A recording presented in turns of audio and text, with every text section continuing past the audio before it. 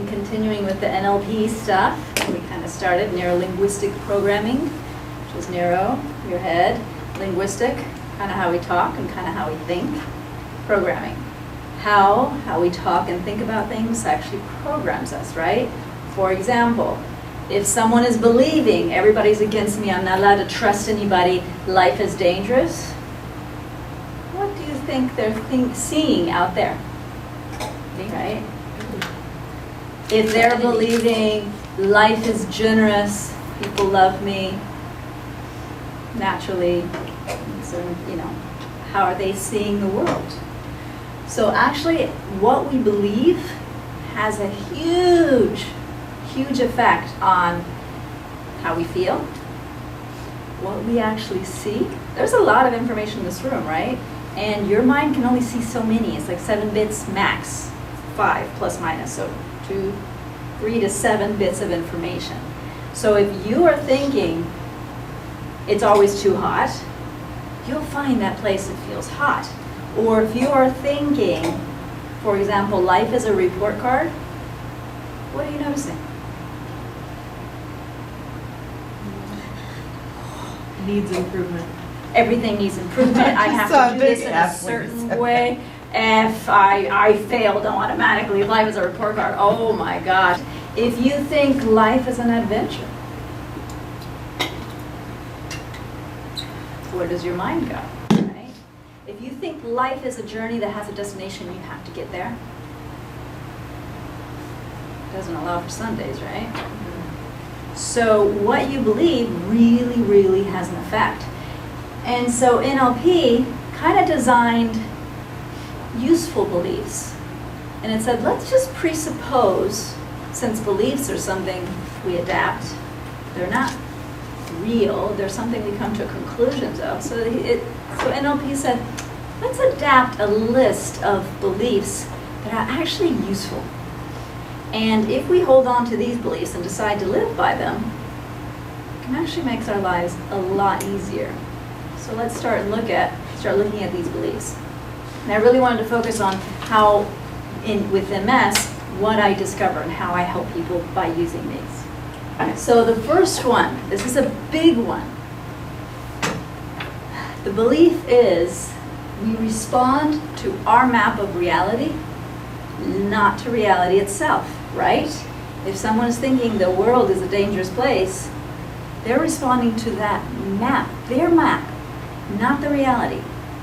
Each one of you in this room have a different map.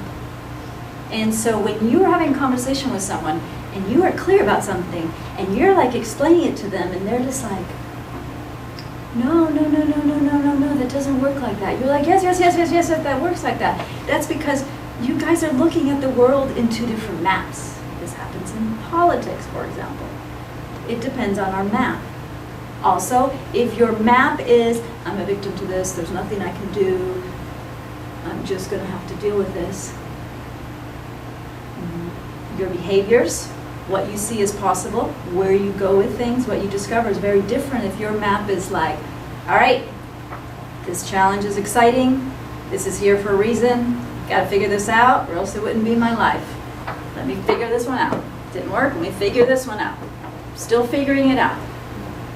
Right? So always we need to understand that what we see isn't exactly what's right there. And the thing NLP does is we don't try to change reality. We don't, if I have someone come in and they're like, the worst thing is my husband. If my husband would only, I don't try to change anyone's husband. They ask, should I divorce him? It's like, let's first look at some other stuff. And we look at their map. So if their map says, oh, he is supposed to be this certain way, or I'm supposed to be this certain way with him, we look at changing the map. And so NLP is all about changing maps. And what's interesting is as you do the work and start just making modifications in your map, do you think it's easier to modify your map than to modify reality? Probably. Right? You make a little change in your map and say, no one's grading me. And you go to work on Monday and you're like, man, that was so much easier. It's kind of funny when I did this thing and it didn't work, and then someone came and helped me, and then I got to know them better, and it turns out their sister skis like I, rather than, they're going to think I'm not good enough for this job. A lot of changes happen by changing your map. The second one, and I tried to group them into things that are in common. The meaning of our communication lies in its response. It's very technical. The meaning of my communication does not lie in what I'm saying and how good I say it and how, correct grammar and how eloquent and intelligent I sound. It depends on who I'm talking to. If I am talking to John, I better think about what kind of map does John have? What is he going to be interested in? What is important to him? Because if I can speak closer to his map, I will get the response I want. Then if I go and speak to Jan, it's a whole different map. So I need to be aware of who am I speaking to. So if you think about it, your friends are going, well, I told him this. I don't get why he didn't mean it because I said it this way. It's not about how you say it. It's who is on the receiving end. Are they a person who needs, security, affirmations, needs to know it's okay, that even if you're mad at them, it's not threatening? Well, if it is, you might say, this is not a threat to you, I love you very much, and could we talk about this? Okay. Rather than, you left that up, right, or whatever else, right? This one actually, so this is something very particular to MS. Many times what I have found in my practice is that people with MS want everybody to like them, not just people with MS, but it is common. It's one way to torture ourselves. If you want everybody to like you, and every single person has a different map, one person likes you if you leave them alone. One person will like you if you do everything for them, because they have the belief, I'm not getting enough attention.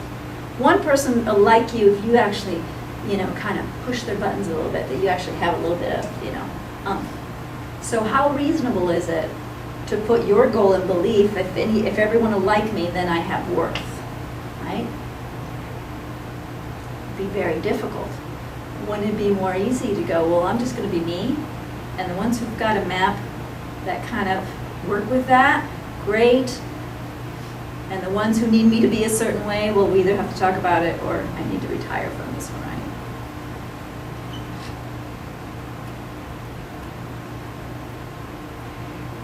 Big one. I say this one a lot. There is no such thing as failure. There's no F. After the age of 18, that paradigm, that map is over. It is only feedback. And this one I get a lot. If you don't do it right the first time, you didn't do it right the first time.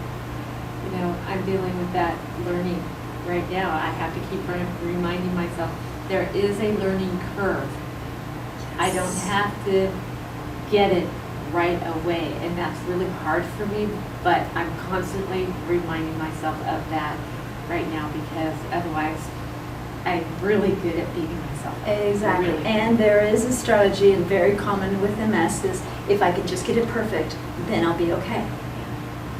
There's no such thing as perfection. How do you walk perfectly? How do you write perfectly? Who is perfect? Am I more perfect than Jan? Is this chair more perfect than the table? What is perfection, right? It's one of these abstract words that can drive you insane.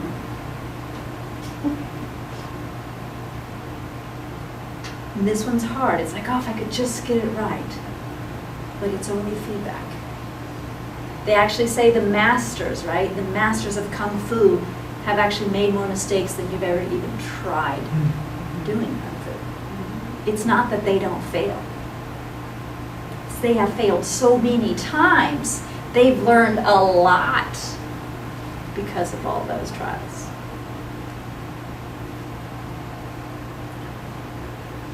This one's the next humongous one. This one, if you come only away from today with this one, I'll be happy. You'll make my map happy. What you do is not the same as who you are. This happens a lot.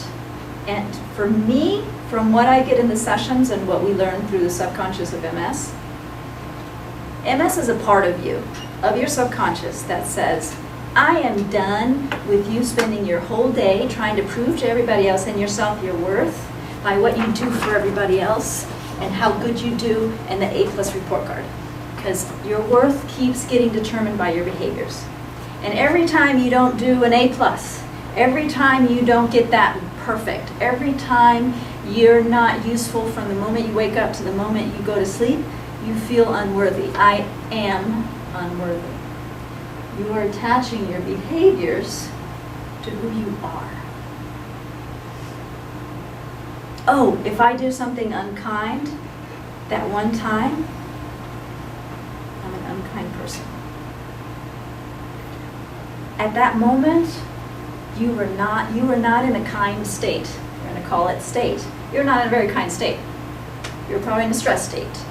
You were probably in a, I got to go get a lot of stuff done state. Yes, you were not in a kind state, but that does not mean you are unkind. That does not mean you are unworthy. So when you leave here, every time you notice little director, little Cruella de Vil, little internal, Hitlers, when it says, you're not, you can say, state. I'm not in that kind state. I'm not in an intelligent state right now. It does not mean you're not intelligent.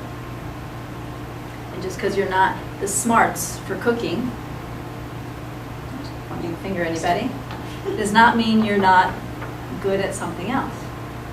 Cooking is not something I know of yet.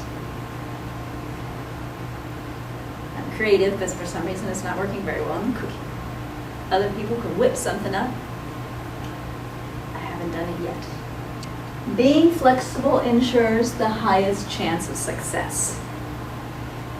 This one also we get caught in. We're like, well, I'm trying. Well, have you tried something else?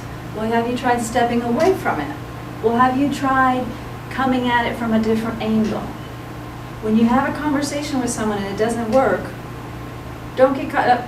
You said no. Kids are great at this. They will find another way to get you to say yes. We need to keep doing that in life. Because the more flexible we are, the greater chance of success. This feeds on to the feedback and failure thing. Palmer came in, and for her, she tried a lot of things with her MS. She helped with her stress. The big key for her was the gluten. You tried gluten, it's like, it doesn't work. My MS, I'm doomed. I'm doomed to be MSing for the rest. MS is another state. To be MSing for the rest of my life. And you're like, well, be flexible. You might discover that metal forks work best than anything else. You might discover that dealing with that past trauma where you decided you're never going to have feelings again was that last straw that actually made everything better. You've got to keep different angles. Again, feedback, flexibility. And just because you're trying and it's not working does not mean you're a failure. You're actually persistent.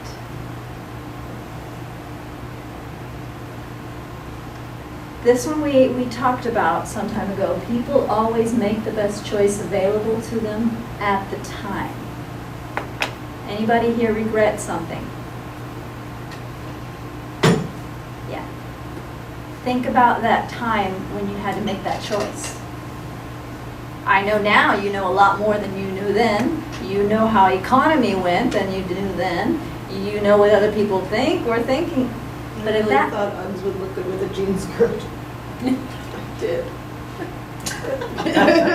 But at that moment you thought jean skirts are the thing. With these fuzzy boots, this makes total sense. At that moment, that's what you saw. 2 seconds later, you saw a mirror, it was something different. But at that moment, it is always this. That you decide to retire, you decide not to retire. You decide to invest in something, you decide no. You decide that it's more important to grow professionally than to eat well.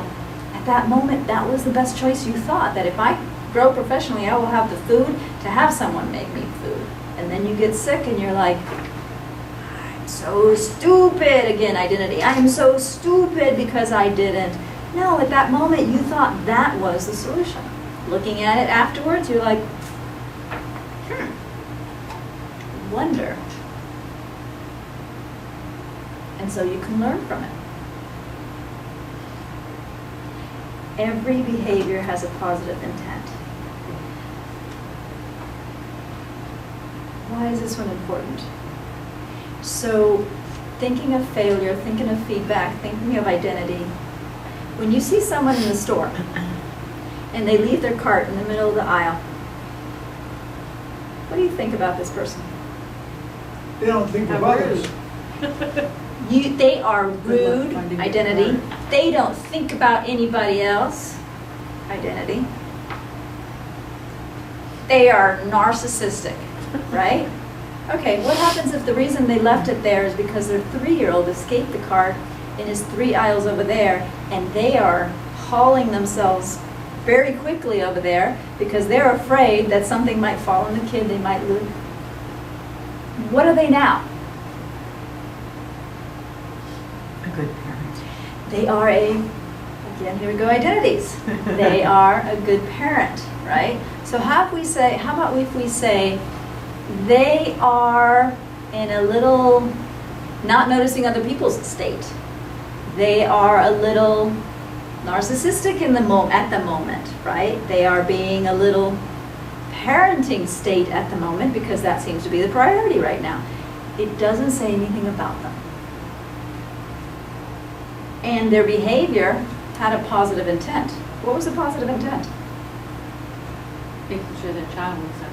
The positive intent was a child. Wasn't about leaving an obstacle for other people to judge. There's always a positive intent. And your behaviors, there's always a positive intent. Could be they just wanted to go get some cheese and weren't paying attention to what they were doing. They were That's in an usually why unattentive people state. do it. You know, they're just not paying attention to They're it. just not paying attention. So I just shoved their cart out of the way and, And then they're like, oh, where'd my car? Oh, there it is. you know, Right? You can also add stuff into their cart. Or take things Yeah. away. yeah, throw them out, just stuff. Yeah, Then they'll they- blame then- their 3-year-old, and then they'll Then think. Then they're not sure if Where's it's their their cart? cart, and they're like, they get a little Yeah. confused, yeah. Not So- that I do that. Also think about this, behaviors. When you've got your internal director in your head, why do you think he or she behaves so critically? What do you think its positive intent is? This one's harder on that, it's a little closer. Hmm? I said, yeah, it is, especially when the behavior is a chronic behavior. A lot of times, usually the director has an idea that picked up both of you when you were about in 2nd grade, that if you could get that A+ report card in life, you would be safe, you would be loved, and you would be successful. And so all it's doing is reminding you of that old dream. And so you have to say, ain't no report card here, honey. This is not a good state for us right now.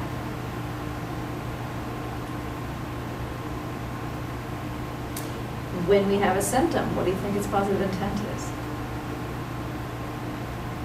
Unfortunately, it's usually proof. Huh? Said to make me tase-proof.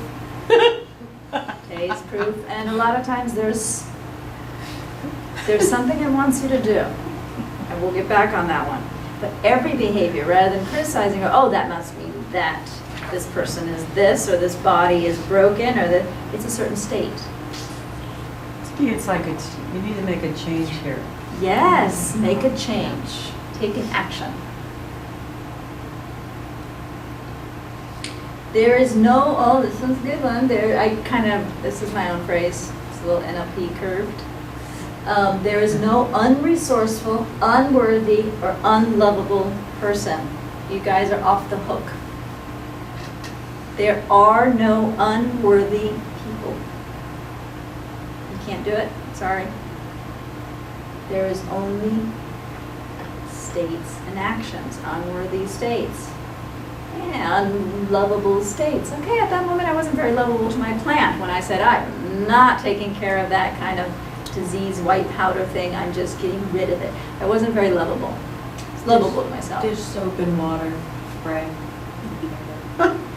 At that moment, the choice I had was not that one, I threw it away. But now that I know that, my next time, my action will be different. It'll be more lovable state. Yeah, my mom always said, hate the action, love the person. Yes. That's good, Mom. Hate the action, love the person. Came when I told my sister I hated her. And she gave us a lecture about, if you hate somebody, that means you wish they were dead. Do you wish your sister was dead? And I'm like, no. Well, then you can't hate her. And I do remember very She took distinctively it there? putting my hands on my hips and looking at my sister and saying, Anna, I dislike you with a great passion. And my mom said, that's okay, and walked away. But then she talked about it's really the behavior that you didn't like. Yeah. Yeah. So, And there are some times that for a whole year, our behaviors, our states aren't that awesome. And then other times our states are a little more awesome. That does not mean anything about ourselves, other than that was not a good year. And sometimes we have a boyfriend who's a crummy, who loves us a lot. And sometimes we have one who's great, but just doesn't, there's no connection. That does not mean anything about our lovability. Sorry, you guys are worthy and lovable, and depends on your religious beliefs, a God, a child, or child of a God, or God of child, I God like of that child. I better. like that there are That- no that- unlovable people, and that includes Donald Trump. that includes That's Donald Trump. exactly what I was thinking. It does. It does. He's It obviously does. You needing some attention, he's ill. exactly. He's ill. Understand his positive intents. Understand it's a higher, if I could just, so a workaholic is saying if I could just do this, then I'll be successful, then I'll have safety, I'll have success will give me love, etc., etc. Someone else, if I get enough attention, if I get everybody focused on me, then I'll feel big. And if I feel big, then I'll be loved. I have a little trouble with every behavior. It has a positive intent. I'm not sure Is this about one the one that. before that one? All right. Oh, I'm sorry, I went backwards. Yeah, perfect. Yeah, No. I yeah. don't want to get too much further than this, so let's play around and chop these up. Every behavior has a positive intent. Give me an example. Challenge me. Behave challengingly. For example, smoking. What is the positive? We can all say all the negative, conclusions that might happen if you smoke. That's easy, because I know what the positive intent is. Yes. What do you think the positive intent of being overweight? protection. Protection, Ice cream. comfy, Ice cream. and what do you think the positive intent of eating ice cream? Tastes good. So good. Yes, Um, it is an automatic enjoyment, Yeah. a short-term pleasure. Because when you overeat, there is a moment where you're so full that it's all you can think about, and you filled up that missing space. So even though Yes. I've eaten that food, what my intention wasn't to add to the problem, it was for a moment Yeah. to make myself feel very, very full. Exactly. And if someone just takes that behavior away from you without understanding why you're doing it, your body will automatically find another way to fill you up. Which is why when someone has an addiction and you just remove the addiction, they will find another addiction. It is not that I am an addict. It is that they are fulfilling a higher intent. And if you can figure out what that is, and you can play around with it, get feedback, and find out what else fills me, you can find a different behavior. Where else do you have, behind every behavior is a positive intent? What if you strike out at somebody and then Yes. you Yeah, feel bad murder. about it? Okay. Murder, yeah. Murder, all right. So I remember one of my teachers would say, if a guy straps himself in bombs and he goes into a bus and he explodes himself, what is his positive intent? What do you think might be, don't look at the behavior, getting attention. Yeah, you got it. Because if he gets attention, what will that give him that he didn't have before? He would be Notoriety. known, He's would noticed. have been ignored before. Uh-huh. And so if he's no longer ignored and he's getting the attention, what will that give him that's even more important than just attention? 72 virgins. That's what they say that you get. if you put Usually, yourself up. yes, you will feel like you have done something, you have been of service, and by being of service to your country, you will be rewarded in heaven. Attention, you will be seen, you will be loved. A little kid has a tantrum. What does he think looking for? Attention, What does he think the attention is going to give him? love. We do it at 42, we do it at 3. I think A that- lot of times, someone will kill them, will explode themselves in the bomb because their family will be killed if they don't. Safe. So he's actually doing it for the love of his family. that hit a note with like my depression, like What's the positive intention? to keep me safe if I'm in, sorry, this is gonna have feels with it. If I'm in, if I'm in my bed and I'm, just watching TV, then I'm safe. Like it's a safe place. If I don't leave my bed, it's not gonna get worse. And I can stay here and be protected from the big bad scary. Yes. I'm actually I actually end up making it worse, but I feel like, there's that side that's like, no, this is safe. You're okay here. Yeah. And so knowing that, then you can say, wow, what can I start doing that is safe in a different way that keeps me safe, but also allows more parts of me to be expressed. I'll notice a lot of times the bodies will depress you because there's some time for healing. Whenever you break a leg, you will notice those people are crying and they're kind of depressed, and you're like, it's just a leg, it's only a couple of weeks. Because their body is depressing them to keep them in bed to heal the leg. It's serving a purpose. A lot of times the depression is because there's a constant state of, there's nothing for me to look forward to, there's da-da-da-da-da, and you will influence the chemistry of your body. Why do you think you're telling yourself those things? Again, there's a positive intent. There's a part of you that's either trying to keep you safe or actually trying to get you up by showing you what you're doing, and it sometimes doesn't work. The behavior isn't always effective. You also need to give your body feedback and your mind and your critical voice feedback going, hey, this ain't helping. Let's do it a little bit different.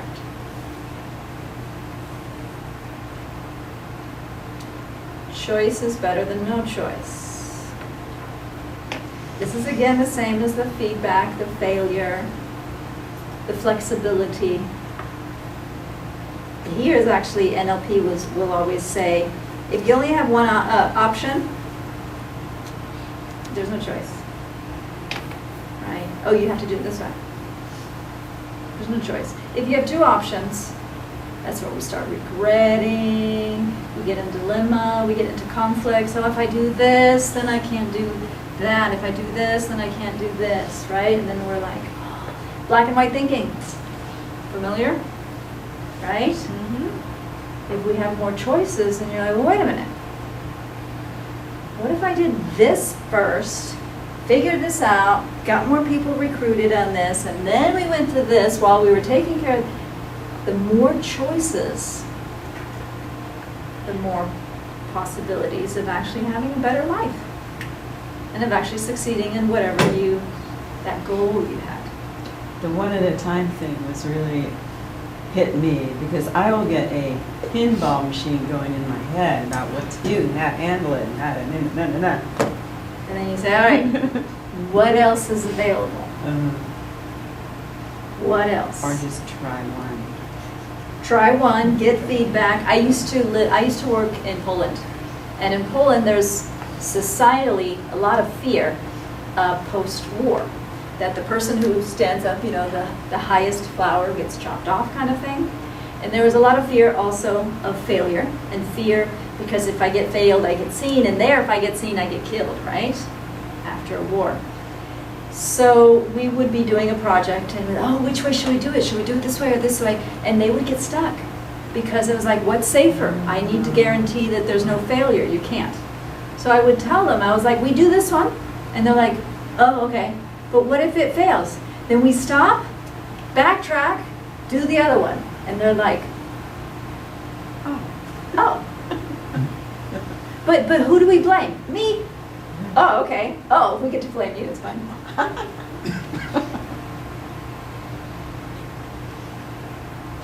Energy flows where attention goes. Energy flows where attention goes. So, this is the thing about the unconscious mind. It'll go where you take it. And it'll go where there's a clear direction. If your clear direction is, I'm going to be in a wheelchair in 10 years, where is it going? You're going to be in a wheelchair in 10 years. Is that an option?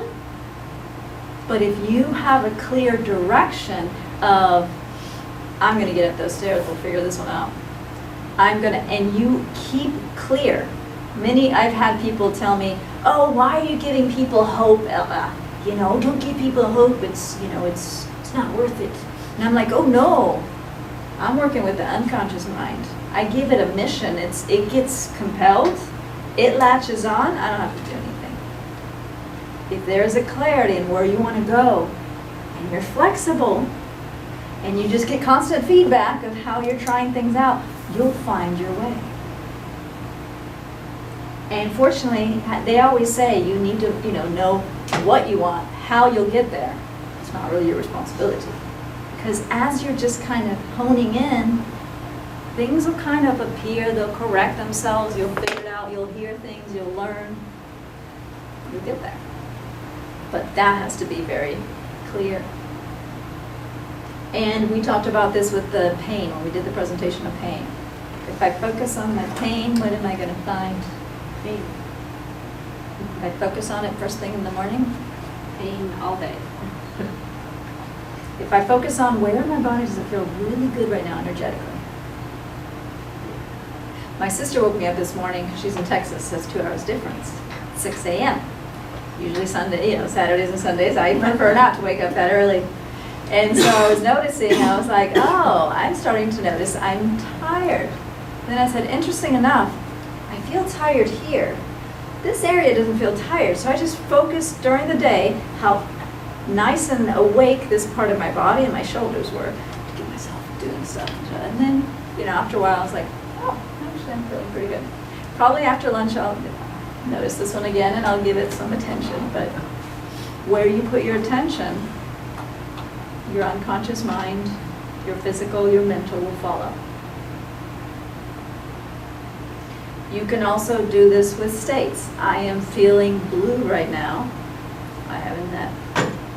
If I take my attention on, I'm going to go smell some flowers. You might actually be able to break those states. Move your attention away rather than dive deeper into them. Which is why when you're in a really bad mood, the best thing to do is call a friend. Because they move you into a different state. They move your attention and energy somewhere else. And then afterwards you're like, it wasn't great, but I'm not feeling so bad. All experience has structure. This is what I've been doing. So whenever you get diagnosed with MS, what you want to do is, just like you're going to do research, you want to study it, you want to test it, what works, what doesn't, and look for patterns. When I first started working with MS, I interviewed a lot of people who had it, a lot of teachers who had worked through it, a lot of practitioners of a lot of different modalities, to see if I could find patterns. NLP is very famous for patterns. NLP has actually taken the pattern has found the difference between the pattern of someone who goes to war and has PTSD and the pattern of someone who goes to war and doesn't. And once they figure out that pattern, they can teach everybody else that pattern. And in less than 10 hours, you don't have the PTSD pattern anymore because you were just taught the other pattern. Wow. Pattern of the allergy process. Figure out, why does this person have an allergy? Why is this person allergic to this? Why is this person that same person not allergic to something that's very similar? You can pattern the mind, and the mind stops being allergic. It's all about patterns. Everything has a structure and a pattern. And along that line, if you can figure out someone's structure or pattern, you can do anything. There was actually an NLP was many years ago. The military, the American military, they had a sniper program. And it turns out, maybe, and I'm being very general here because I haven't read it for a long time, that less than 30% of those trained in the sniper program could ever become snipers. They weren't naturally skilled at it. But is snipering a behavior? So they actually called in an NLP practitioner who studied the pattern of the good snipers and compared it to what everybody else is doing, and then said, well, let me see if I can take this feedback and I can see if the other people will see the target, put their position, think in the way the other people think. They're mapped the same. The target is not this thing over there. The target is connected to their nose or whatever it was that those people do. Actually, I met someone also, Jason, who climbs trees and cuts them. And I said, how the hell do you get up at the very, very top and you're fine up there? And you're just cutting away and then slowly go down. And he would say, oh, because I'm in the tree level. He mentally, when he's up there, where his feet are is where the floor is. And he is literally, it's always from there up, down, from there up. He's never thinking from there down. You go up a tree and only have that map, you don't get the fear of heights. Same thing with the snipers. They figured out, oh look, these guys think in this way, these guys think this way. Let me teach. And what happens, I think 90% of the next training, they could become snipers, the ones that were trained in sniping. Very interesting.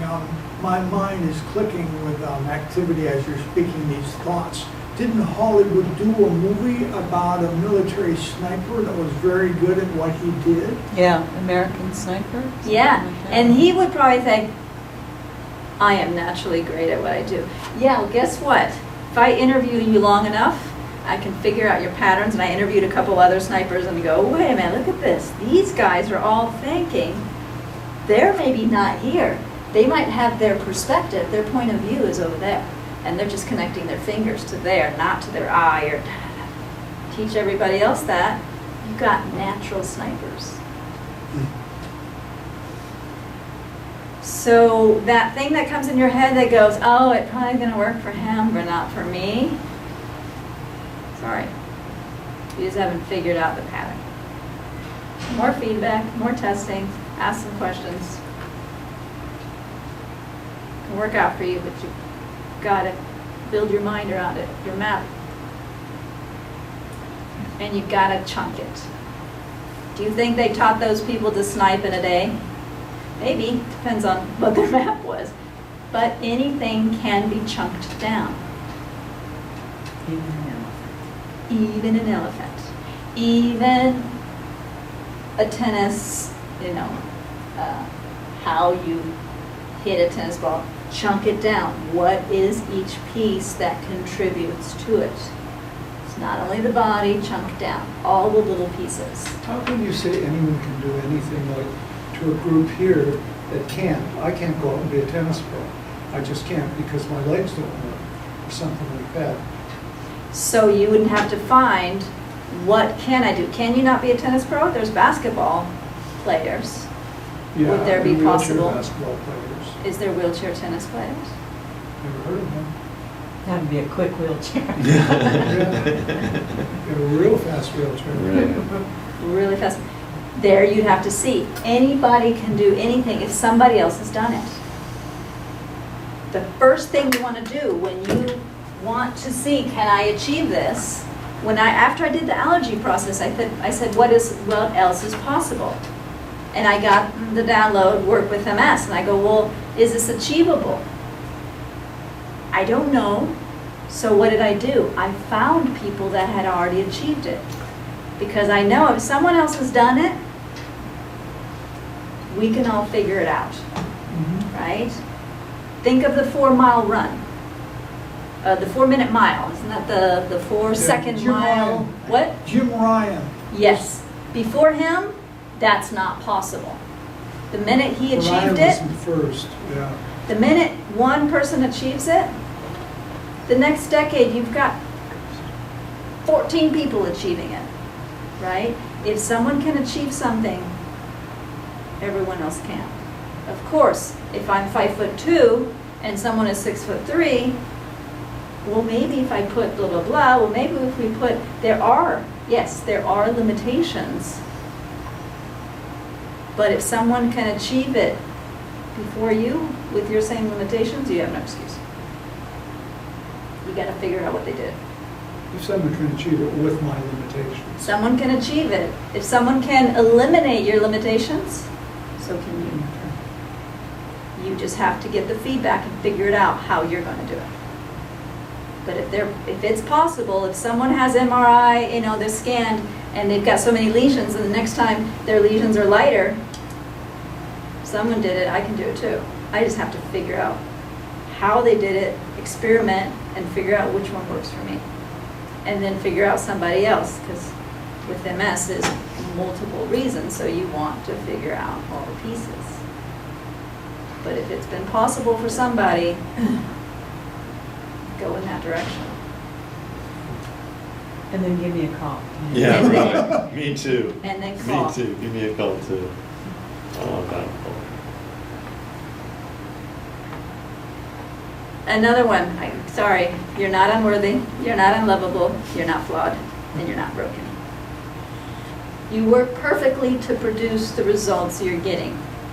Your body has decided you're not walking, and it works perfectly to do that for the results it wants of you. So I've had sessions with people with MS that don't have legs, that don't have the use of their legs, and usually the legs are saying, I am tired of this person running like a Duracell bunny away from every feeling out there. Every time there's something that happens, they are already over there before it even completes whatever it is. And so it wants to get a result. It wants to slow you down. It wants you to be aware of what's happening. It wants you to be present to your emotions, to live through them, to figure them out, and to grow from them. It doesn't want you to go over there and do all the to-do stuff. So if we don't like the results that we're getting, then it's like, we got to figure out what it's doing for me and find other ways to do that. I think I've said this one before. There was a client I had who would get a lot of hand numbing. I did say this one before. And she finally realized that every time her hand's numb, her body's telling her, you're numbing emotions. You're not present to how you're feeling right now. You're trying to push down fears, trying to... And when we talked to her numbing said, write every day. Okay? So she wrote a little sometime. It's great, not feeling anything. Her arms are pretty good.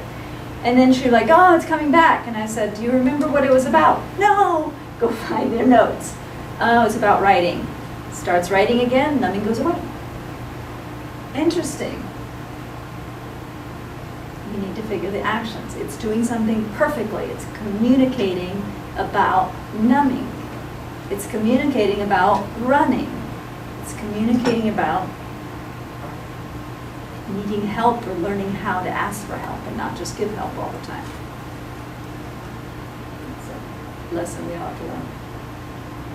Okay, there's just one more. We're doing good. I was going to do half, but I got into my Duracell Bunny act. This one we know very well because I keep saying this all the time. Symptoms are communications about needed actions. One of my clients would get a lot of spasms. When we talked her spasms said, you gotta move. You're not supposed to move running, you're not supposed to move quickly, you gotta move. So she actually put an alarm clock. Every hour she would get up and slowly either go from the armchair to the bathroom, the armchair to the kitchen, the armchair to the backyard and back. All the spasms would go down. It was this, and think about it, if you move, you actually move out of the state you're in as well. It's like you're not in a good state, move. Even if it's, crawling, even it's, your body's also saying, hey, this is kind of too much for you right now, move. Get out of this state, think about it in a different way. Oh gosh, when did she allow herself to dream? This person you're telling us about that woke up every hour to move. No, during the day, every Oh, hour, day. she would get Yeah, up. Sorry, I missed the punchline. Move. Sorry. At night, she would sleep the entire night. No, if she woke up at night and had it, she just went to the bathroom, went to get some water, moved around a little bit, and then went back to bed. As you said today about the moving pain, it's an action. Your body's saying, hey, we're accumulating a lot. Move. You can't move? Use a fork. Move that energy. Move that emotion. Move that state. Move that critical voice. Move that attitude. Move that Pain or couch. problem in the body is an energy block. Yeah. For whatever reason, we may not know, but Yeah. it's just energy. My legs start tingling now again when I sit down. She's listening. She's listening. It's called excitement. Yep. Okay, I was just going to do half, but I got excited. Good. I was in an excited state. And in the next presentations, we'll keep going on NLP, and I'll keep reminding you this because this is a good set of beliefs to have. It can produce quite nice results in life and health and make things better and easier. Helps you not take things personally. When someone else has their map and decides that you are the worst thing in the world, you're like, wow, I wonder what else is in that map. Because I doubt you're the only person they think that. It helps to know, what's in my map right now? What am I envisioning this is all about?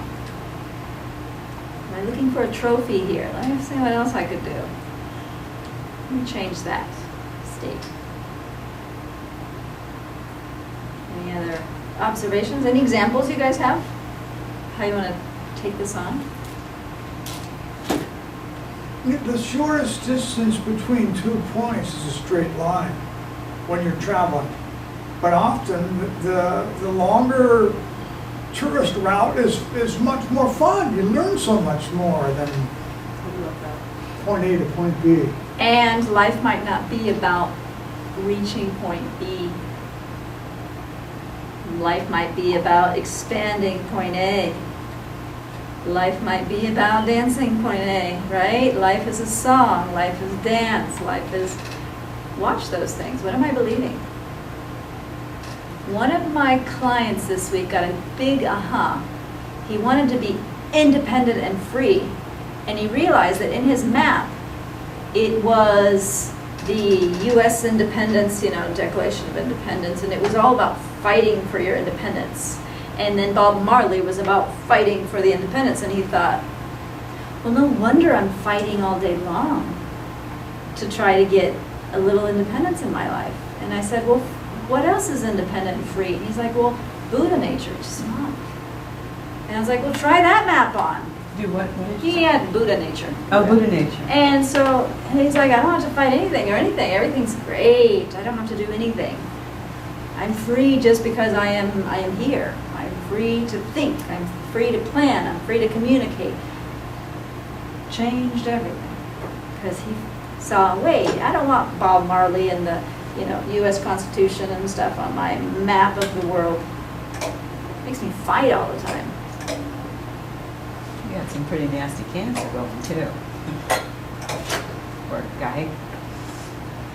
Yeah, I wrote that on this: being flexible ensures the highest chance of success, but not just trying and trying and trying.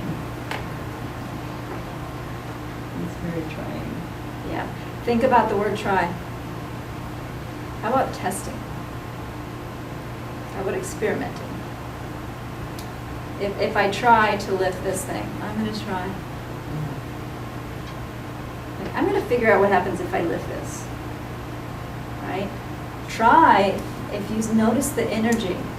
Yeah. I mean, think of kids. I like it. Try it. Oh, that was like the worst thing you can tell a kid. I don't know how to do this. Just Well, try try it. Try some green beans. Exactly, would just mean I'm gonna fail because they're trying, try to do your best. Instead of play with it, figure it out. Go ahead, don't worry about it. Enjoy it. Let me know what you discover. Let me know what doesn't work.